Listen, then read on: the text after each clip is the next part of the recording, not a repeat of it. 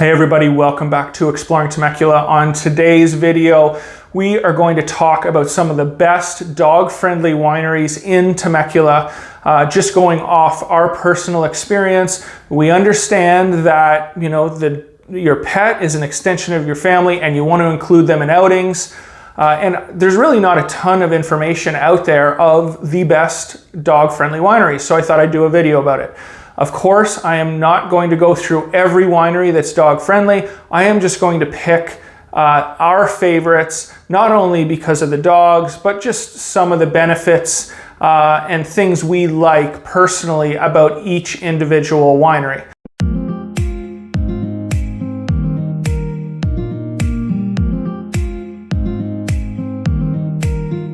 Okay, so we're going to start from the closest winery to the city of Temecula, and we're going to move out from there. And the first one is Callaway.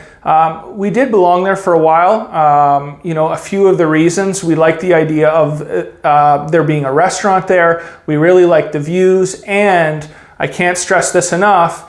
Being able to get to a winery that's 10 or 15 minutes closer, if you are in the area or living in the area, for us was important.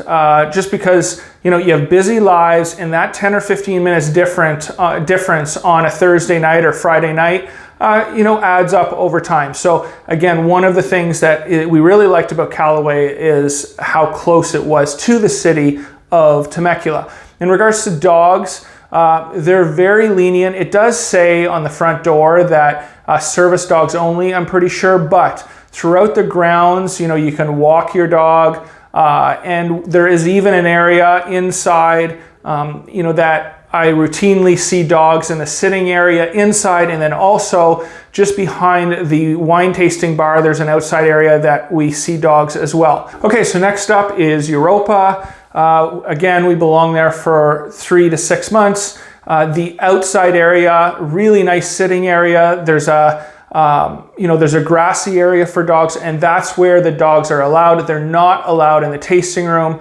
But some of the things that we liked about Europa was the fact that it has live music on the weekends. It has a very relaxing type atmosphere. And again, it's just down the road from Callaway, so it is not that extra 10 or 15 minutes, that are farther out into wine country. Okay, so next up, Maurice, Carey.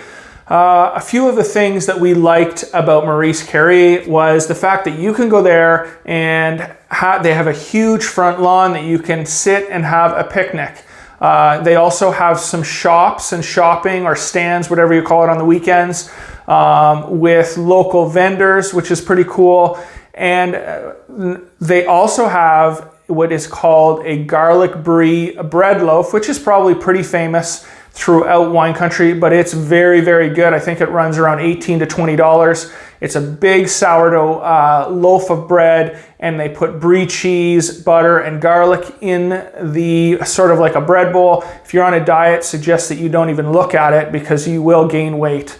But other than that, we just found that the front area of Maurice, Carey, it's very large, and it gives your dog an opportunity, as long as they're on a leash, to sort of roam around a little bit. Okay, so next up, Lorimar. Just a little information on dogs. There is a side area where dogs are allowed. On the front door, it says service dogs only, but we have routinely come in, our dog's well behaved, he sits there, and we do a wine tasting, or even out back with the restaurant. I don't want to speak for every single winery, but a lot of them are more lenient than what they're actually stating. So just be aware of that. I mean, you might want to try it and see. Maybe it works, maybe it doesn't. But Lorimar is a good option for dogs. Another reason, again, why we like Lorimar is it has 2 locations. Not only do they have a large variety of wine, both red and white, but if you are somebody that likes to go to dinner down in Old Town Temecula, Lorimar Loft maybe, where you can go. They have live music on the weekends. They're open from Thursday to Sunday, and you get your free glass of wine there with a membership. So it's always nice to go down there, have a glass of wine, listen to music before you go out to dinner. It's just an added benefit to not only having a winery in wine country, but also downtown or in the Old Town area. Okay, next up, one of our favorites for dogs is Somerset. And a few reasons why we like it for dogs is the area is very big. They've got a huge grass area. They've got a large cement platform in the back where they do parties. There's a lot of people bring their dogs to Somerset. It's almost like maybe a known thing where this is one of the best wineries if you are, if you want to bring your pets. Another thing that's very unique to Somerset, even in the private tasting room, pets are allowed. So it really, for the dog lover, that wants to involve their pets on their excursions to wineries, I would strongly suggest that you look at Somerset. I would probably say out of every winery that we've been to, they are the most dog friendly, and you're more apt to see other dogs there than pretty much anywhere else for sure. A few of the reasons we like Somerset, it's just more of a laid back atmosphere. We really, just enjoy the landscape. It's more rustic. The issue with Somerset is it is farther out there, so it's an extra, let's say 10 to 15 minutes past a Callaway or a Europa. Okay, finally, a very popular winery called Lioness. A few of the reasons we like Lioness, it does have a restaurant.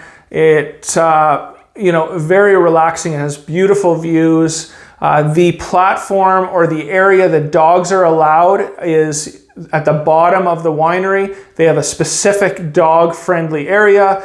They do have a wine bar down there as well, so you don't have to walk up and down the stairs to do tastings. They can serve you there. Okay, guys, so there you have it. Just a few wineries that we visit regularly that are dog friendly, and I would suggest that if you are a dog lover, if you have a dog and you want to bring them to the wineries, check those out.